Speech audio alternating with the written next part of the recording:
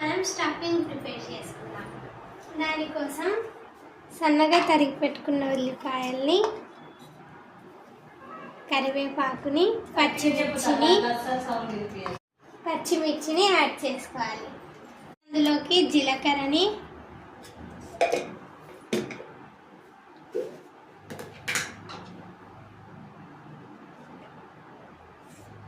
కొంచెం ధనియాల పొడిని,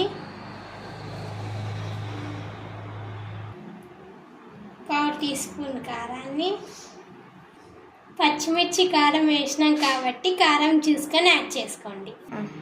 చిటికెడు పసుపుని, టేస్ట్కి సరిపడా ఉప్పుని. ఇప్పుడు అన్నీ మిక్స్ అయ్యేటట్లు మిక్స్ చేసుకుందాం.